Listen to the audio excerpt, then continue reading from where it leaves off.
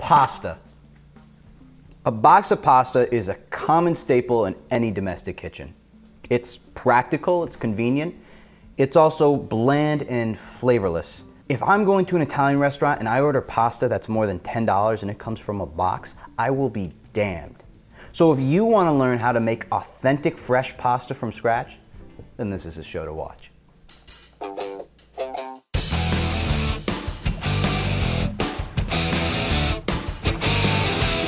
Homemade pasta can be tricky to make, and it requires a pasta roller. The pasta roller is what will give the pasta the true elasticity of authentic Italian pasta. They can be a bit pricey, but they last a lifetime and they certainly are crowd pleasers. My friend Craig, a chef who has worked professionally in Italy making pasta, will show you just how the professionals do it. Here we're separating eggs. We're gonna use about 6 egg yolks for this recipe. And how many ounces of flour do we have here, Craig? 8 ounces. 8 ounces. It's good to always measure your flour because that's the only way to have a consistent product. Explain what you're doing there, Craig. I'm just making a well so that you can put all the ingredients in the center without it running all over the counter. I mean, you could use a mixer, but by hand is always better, I think. So an easy way here to separate eggs is to just crack the whole egg in and pull the yolk out of the white. Or you can do what the French do and separate it in the shell. You gotta love the French, right? More or less. There you go. One thing about doing it by pulling the egg yolk out of this is you have to make sure that you don't pierce the egg yolk. All right, so we have 6 egg yolks in here, and we're gonna use 1 egg. We want that white in there. That's gonna be the protein. It's gonna help bind it. Just right in there. Make sure you don't get any shell in there. Here you go, Craig. And you can mix that in there. I'm gonna go wash my hands. So I add the egg yolks and the egg to the well. You're gonna want to add a little extra virgin olive oil, just a dash. It's probably a couple tablespoons or a tablespoon or so. Yeah. And just start beating the eggs together and slowly adding flour into the mix.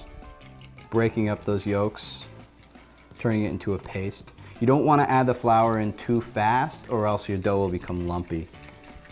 You basically just want to do it until it's able to work with your hands.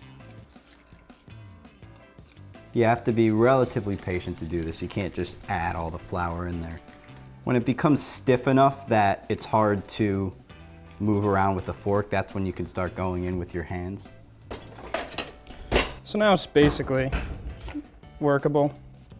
We got the bench scraper just to start working the excess flour into the egg yolk so it doesn't get all over your hands. Just start slowly kneading it in together. Now you want to knead for really as long as you possibly can. You want to develop gluten. Right here we've used a 00 flour. It's a finer grind than all-purpose flour.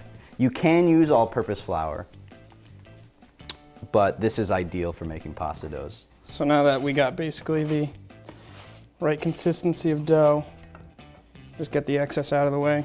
Use it if you need to compensate for too wet of a dough or...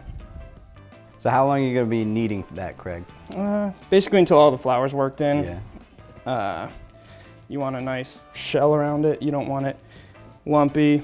You want it all consistently smooth. Not sticky. Right. Yeah, this is like pretty much the perfect consistency. Yeah. It's always a good idea to have some extra flour. If it's too sticky, then you could dust it with flour. If it's too dry, that extra olive oil will be there. So now that it's pretty much the consistency we want, we need to let it rest and let that gluten rest.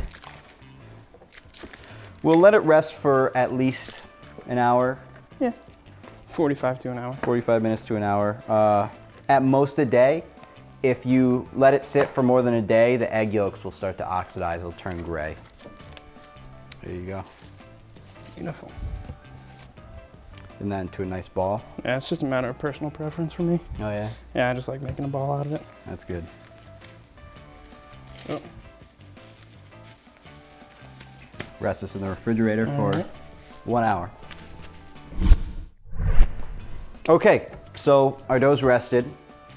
There it is. And like I mentioned before, this here is a pasta machine. So we're gonna show you how to use it. So Craig here has a piece of dough. We're gonna wanna flour that so it doesn't, it doesn't gets stick a little in sticky here. in the fridge. Yeah, soften that up and smooth it out so we could fit it through here. We wanna put this on the thickest setting right now, just so that we can put it through a couple times. Make sure you flour your dough. You don't want this to stick into the rollers. It's also good to flour this thing too. Yeah, it's almost impossible to clean because you shouldn't use water on these. You wanna crank it out for me? You wanna get it nice and flat first. Yeah, we're gonna get nice and flat first. There we go. Get There we it in go. there. Here we go.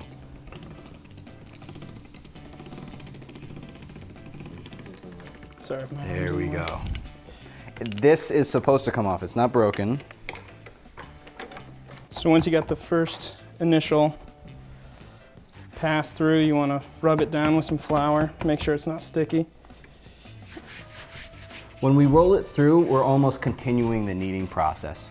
So we're creating more of that elasticity in the dough, developing that gluten as well. Yeah, don't mind the bumps in the pasta dough right now. And now Craig's folding it over, and we're gonna put it through the machine again at that same thickness. We're gonna do it 2 or 3 times. Keep it coming through. And yeah, it might look ugly going through the machine the first couple times, but that's cool. I promise it'll get better. There we go. As the more that you put it through the machine, the more elastic it's going to get. So the dough will start to be more forgiving. A couple more times and it'll be good.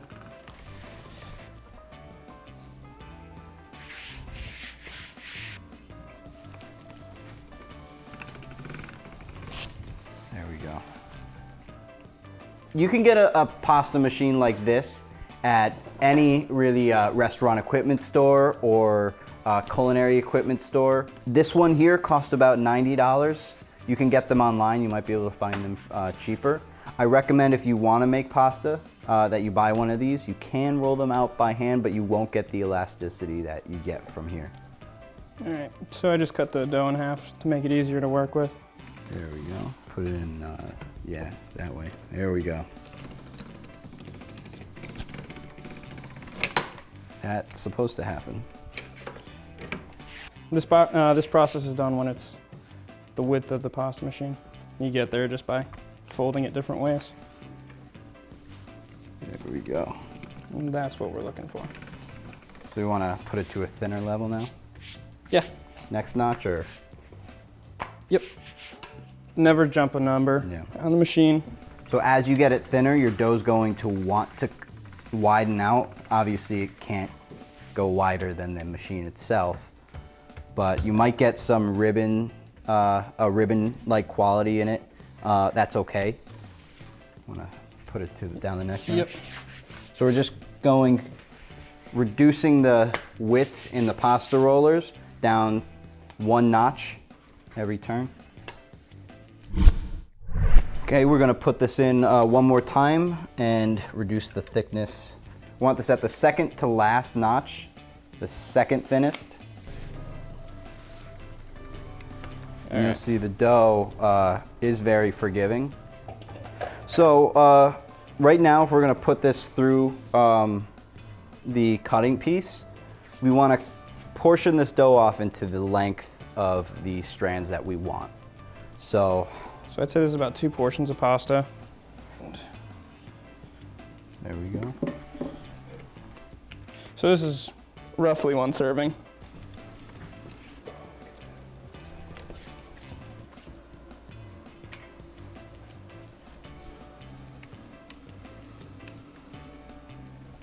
Here we go. Perfect strands of tagliatelle. And just pick off some of those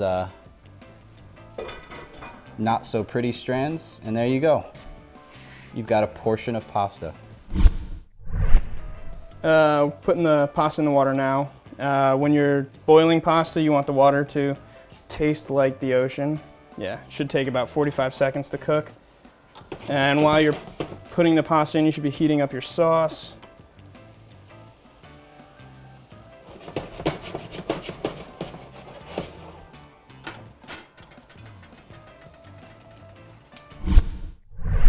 I'm not putting my pesto over the heat.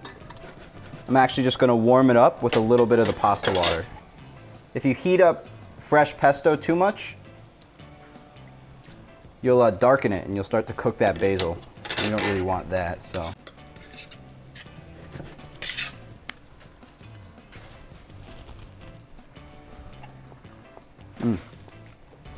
Always taste your pasta. That's how you know when it's ready.